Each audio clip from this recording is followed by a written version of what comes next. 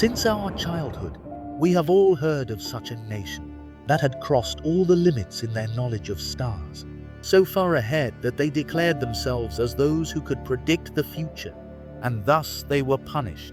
But the angel was instructed to test their knowledge before unleashing the wrath of God. When the angel reached the village, he saw some children playing, and the angel asked the children, "That who is your most knowledgeable person?" One of the children replied and asked the angel, "What do you want from him?" The angel said that, "I want to ask him where the angel Jibrail is now." There were some pebbles in that child's hand, which he threw onto the ground and sat on it, drawing some strange lines on dust. And after a while he said, "Jibrail is neither in the sky nor in the earth. He is here right now. Either he is you or I." I don't know how authentic this anecdote is, because I do not have an authentic account of it. But if this anecdote is true, then this must only belong to a single place and a single nation. In the present-day Iraq, a nation that once dwelled between the Tigris and Euphrates River. And this chapter will tell you a strange but a true story of that nation.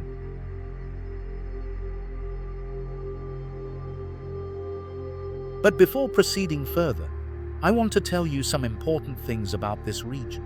The present-day Iraq is under the custody of Muslims for past 1,400 years. But who ruled there prior to that? Before that, this place was sometimes occupied by Roman and sometimes by Persian empires. But what was there prior to that?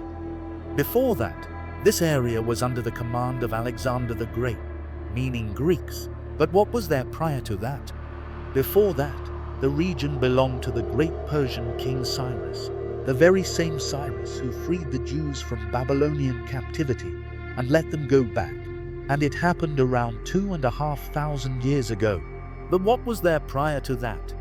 Before that, this region of Iraq was ruled for 4,000 years by 4 great and home to 4 ancient civilizations: Samaria, Arcadia, Assyria, and Babylon.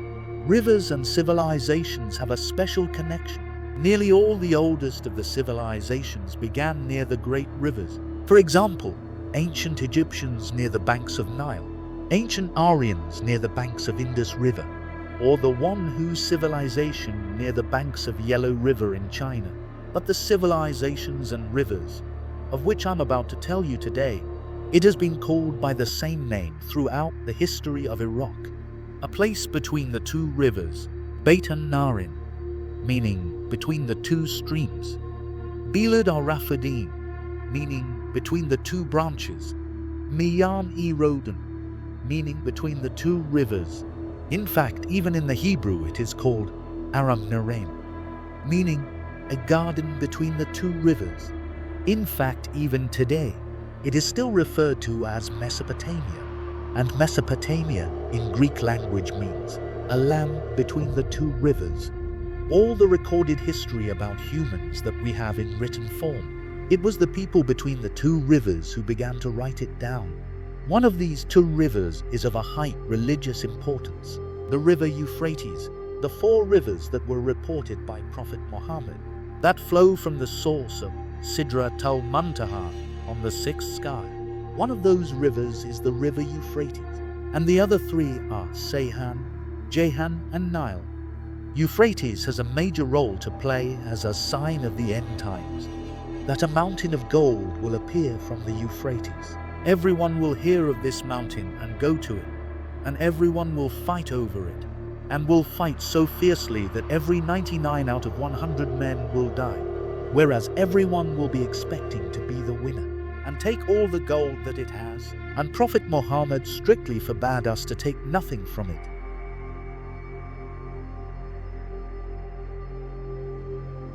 Once a man used to live between these 2 rivers, a man mentioned in 35 chapters of Quran, and who is today referred to as the father of 30 nations.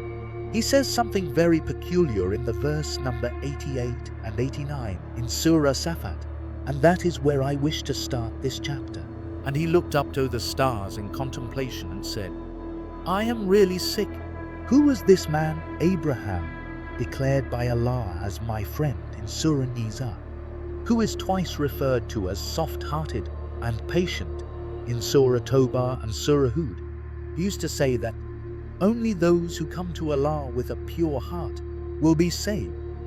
And then Allah himself says in Surah Safat about Abraham that he brought him back a pure heart, where he was sent peace upon him by God himself in Surah Safat, about whom Allah himself tells in Surah Baqarah that he was tested by many things and he fulfilled all, who is praised in Surah Najm as he who fulfills his promise and he who is loyal.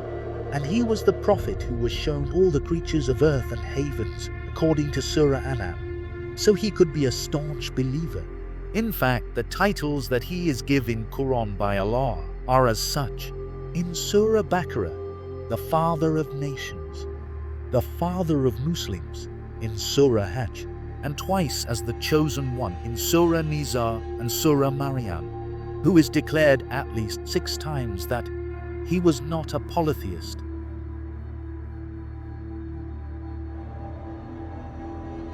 But why then? According to verse 88 and 89 of Surah Safa, Abraham first looked upon the stars in contemplation and then told them that he is sick. This verse is actually about a lie that Abraham told, one of the only 3 lies he told in his entire life. And it is Prophet Muhammad who reported us that Abraham told 3 lies in his whole life. And his first lie was looking onto the stars and telling them that he is ill.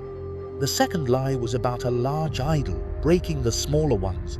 And the third lie was told in front of a king that Sarah is not my wife but my sister. But what made Abraham tell these lies in the first place?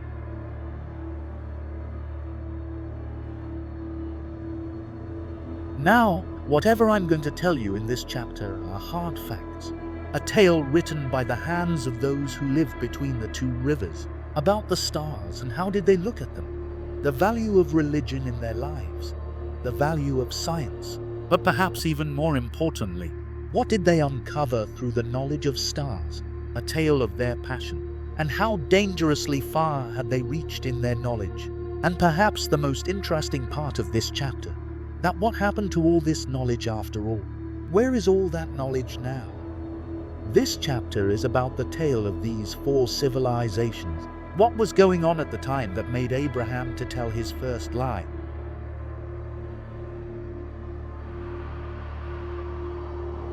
And this tale begins with a child that I mentioned in the chapter of Nuh and promised you to explain it further in future. A child born on the ark during the Great Flood. This child is mentioned on an ancient Arabic text called Kitab al-Mukol, meaning the Book of the Scrolls, or the Book of Ancient Scriptures, that he was born on the ark, and it was this child who later discovered the knowledge of stars. This child is also mentioned in the 1221 AD book, Kitab an-Nahl, meaning the Book of the Honeybees, that a child was born on the ark during the Great Flood, and later lived in what is today known as Italy, and that he had discovered the knowledge of stars. This child is also mentioned in the 5th century book called Adam, Eve and Devil, a 7th century book called Apocalypse of Methodius, even a very high-ranking historian from 9th century, William of Malmesbury, who is the author of still globally known and well-respected book on genealogy. He too writes about that child in his book, That How this child grew up and discovered the secret knowledge of stars, and the people living between the 2 rivers were the first to be influenced by that knowledge. And from here on I properly start this chapter.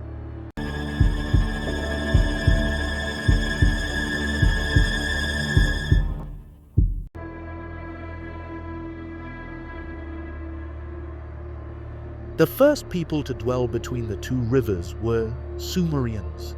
This civilization generally began some 6,500 years ago, but we don't have any written record of the first 2,000 years. Where did they come from? Nobody really knows, but they used to refer to themselves as the black-headed people.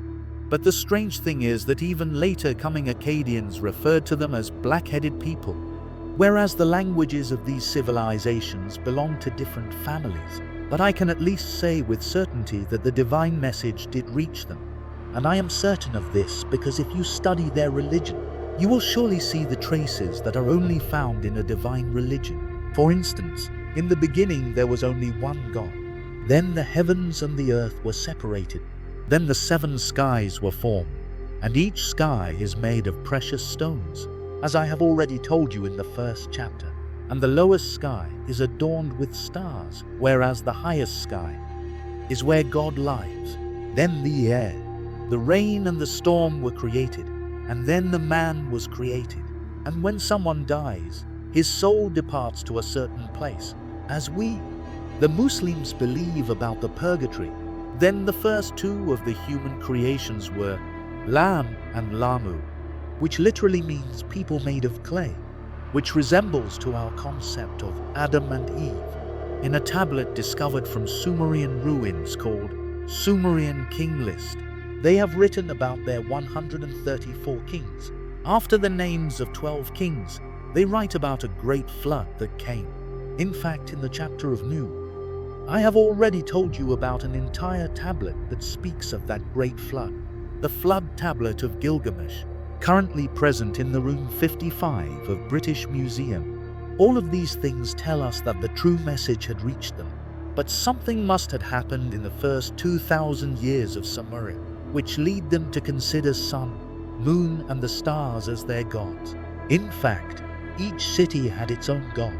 There came a point when the following civilization of Acadia had its pantheon, meaning a place where they kept all their deities, was full of all 3,600 idols that they venerated, the grandest of which was Enlil, an extremely polytheistic society, containing a separate sky god, an earth god, a water god, a fertility goddess, the sun god, the just goddess, the goddess of beauty, Inanna, and Ishtar. In fact, it was the same Ishtar that was worshipped until the time of Prophet Joseph, also known as the Queen of the Dark.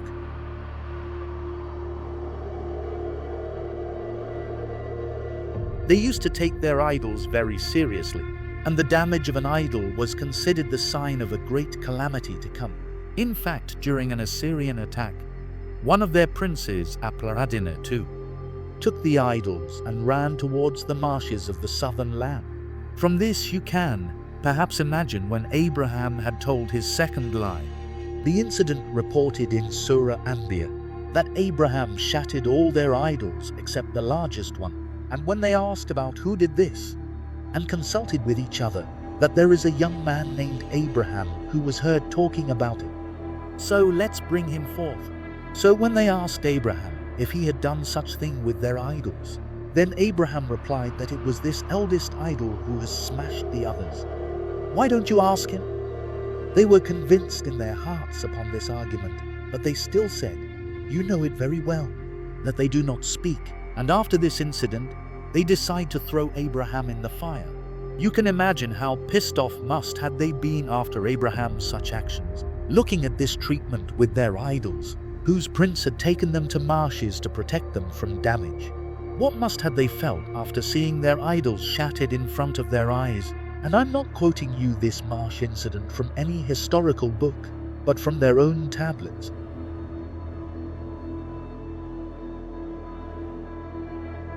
But the interesting part is that they were not only religious, but still there are at least 100 different things that were invented by the people living between the Euphrates and the Tigris. For example, they invented a 60 seconds minutes and the concept of a 60 minutes hour.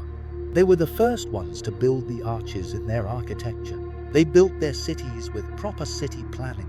They constructed their cities on a grid pattern, meaning a city having different sectors. The tablets they inscribed contain multiplication, division, and tables. In fact, most of their mathematics was sexagesimal, meaning based on 60 seconds, 60 minutes, a 360 degrees of a circle.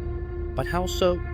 Because somehow they had figured out that from 1 to 100, 60 is the only number which has the most divisors. For example, 1, 2, 3, 4, 5, 6, 8, 10, 12, 15, 20, 30, and 60. They had discovered the secrets of mathematics. Many of you must have heard the Codes of Hammurabi, which was written by a Babylonian king, Hammurabi Rabi, 2,800 years ago. A charter of basic human rights containing more than 100 codes. Besides their intellectual achievements, they were financially a very established nation, because during the excavations in Iraq, such jewelry has been discovered that was only found in the Indus Valley at the time, and the pottery crafted with a technique only used in Harappa at the time. It can only mean that Sumerians were actually importing from Asia, then the raisins imported from Africa. The point is that Sumeria and Babylonia was a highly developed society importing and exporting, because Sumeria was an important strategic location on what was later known as incense trade route.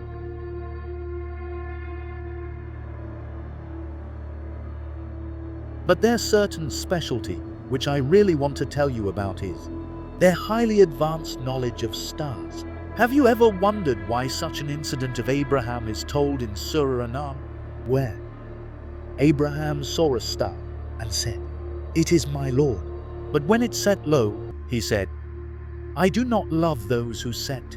When he saw the shining moon, he considered it as his Lord. But when the moon set too, he said, "If my Lord does not guide me, I may be led astray." And when he saw the rising sun, he considered it the grandest of all. "It must be my Lord." And when he saw it setting too, he said, "I am tired of this shirt, and I only believe in the one who has created all these skies and all these earths."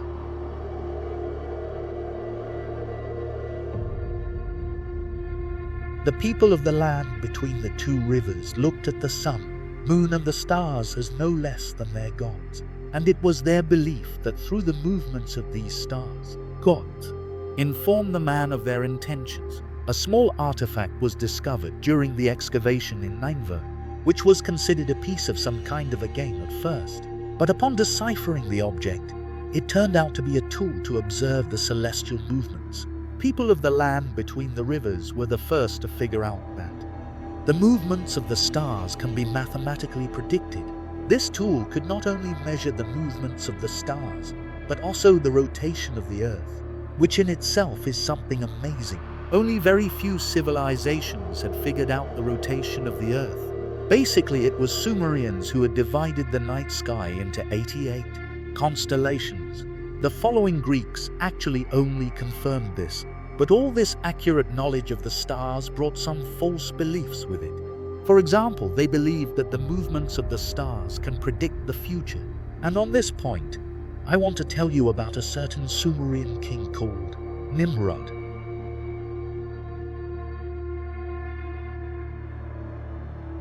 Nimrod was a king who was informed by his stargazers and his own expertise that a child shall born who will stand up against our religion. So Nimrod executed an order to kill all the firstborns, and the killing used to take place upon the midwife's information. This was the reason why Abraham's mother gave birth to him on a secluded place. It was this king mentioned in the Book of Scrolls that he learned the knowledge of stars for 3 years from someone who was born aboard the ark. The same report is given in a 3rd century book, Cave of Treasures, with a slight difference in the name of the person born above the ark.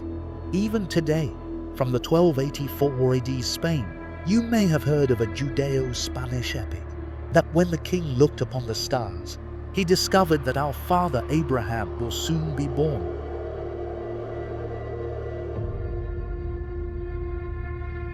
Tablets recovered from the land between the rivers about their knowledge of stars. They tell about an Assyrian king named Ashurbanipal, who, in Nineveh, had constructed an entire library containing tablets upon the knowledge of stars, mythology, and science. The interesting part is that this king had 2 highly skilled people in the knowledge of stars in his court. These 2 people were so extremely acquired in their knowledge that every few days they would present the king a report about the movements of the stars, which would be the basis of king's many decisions. I don't claim that each and everything written in this report was true, but they had given it almost a divine name. All the things happening in the earth and sky Later, when the Nineveh was conquered by Medes, or the ancient Iranians, they destroyed this library entirely. However, some of the tablets of that period survive, which are all about the knowledge of the stars. This series of clay tablets is called Enuma Anu Enlil. These tablets talk about their highly developed expertise on the knowledge of the stars with great details, with such great details that an entire tablet talks about their knowledge of planet Venus. Tablet number 63. But at this point, you must ask a question, that what is the truth behind the knowledge of the stars? Does such knowledge really exist?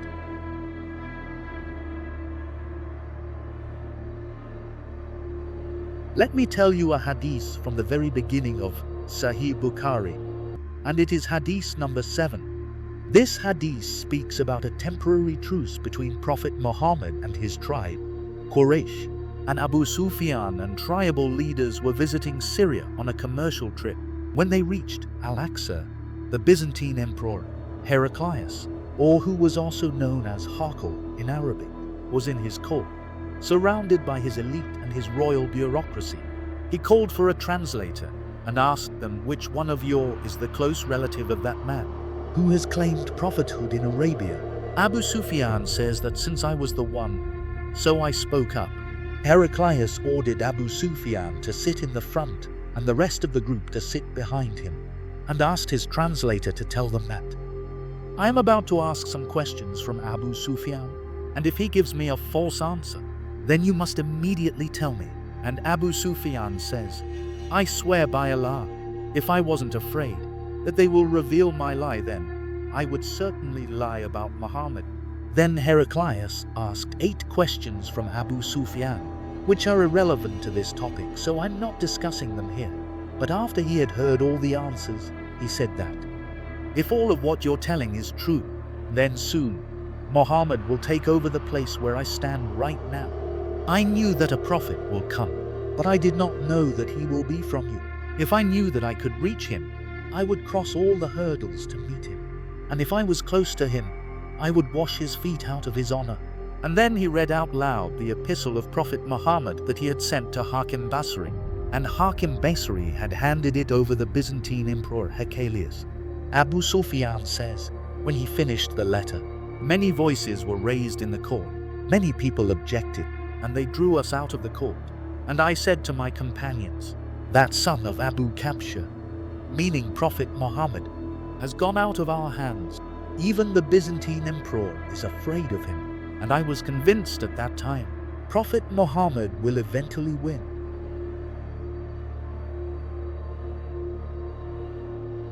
I told you this hadith because if you read the entire hadith, you will realize that the same Emperor Heraclius was highly accomplished in his skills and knowledge about the knowledge of stars. It was the emperor whose one companion and his priest says that when Heraclius arrived in Al-Aqsa, he was extremely worried. And when I asked him, he replied that tonight I contemplated the stars and realized that the king of circumcised people will take over our empire.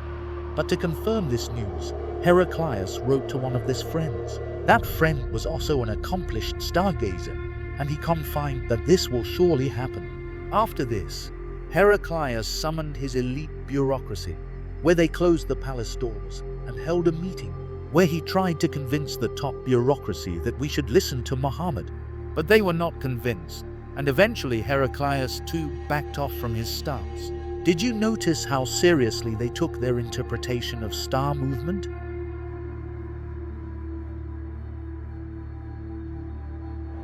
I am not going to tell you how did the people between the 2 rivers interpreted the stars, because the purpose of this chapter is not to teach you the knowledge of stars, but I will tell you their method. They had divided the night sky according to the names of the stars and their gods.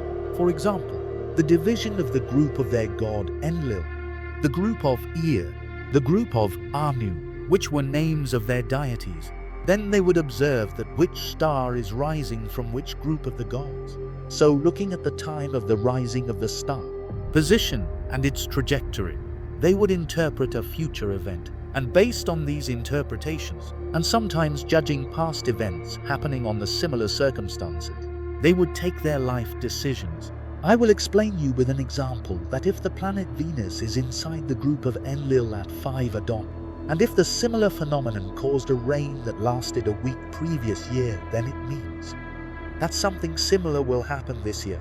Besides this, they would often connect the occurring events with the positions of the stars. For example, if a comet appears in a certain year, it will bring death to the king, or a great catastrophe will follow. The interpretation of a comet would often differ depending on the tail of the comet. A single-tailed comet would bring famine, and a double-tailed comet would mean bloodshed. Their interpretations from their knowledge of stars would largely be about prophecies. Such belief system is called omens. These omens would sometimes be in a binary form, meaning yes or no answers. For example, shall I fall ill this year? Yes or no. And sometimes in the form of conditional statements. For example, if a certain thing happened this year, then such and such thing shall happen too. And Babylonian and Assyrian kings would take these omens so seriously that if they would be given a bad omen, for example, the king shall fall ill after meeting a guest this year, then the king would often leave a temporary king in his place and step away from kingdom for a while. I have told you about a series of tablets called Enuma Anu Enlil, which is probably the biggest treasure on their star knowledge. This series contains 70 tablets, which have some 7,000 prophecies inscribed on them. And from those 7,000 prophecies, I'll read one out for you. The beginning of next year shall bring the flood, a flood strong enough to break the river dam. When the lunar eclipse is completed, the king should write me a letter. I shall enter the palace from one of the broken dams, and no one shall know about this. Are you noticing how confident and perfect did they consider themselves in this kind of knowledge? The Enuma Anu Enlil series contains 32 such tablets that contain different kind of celestial observations. On these 32 tablets, the Tsukuba University of Japan has done greatly detailed research work. Let me read out one of their observations for you: that the sky turned dark green first and then into hot red. Now they are definitely describing the aurora lights visible in the night sky of Norway. The dark green lights, which are by chance one of my personal favorites, but it is not possible to see them from the land between the two rivers. Certainly they have recorded some kind of a geomagnetic storm which today is preserved in these thousands of years old tablets.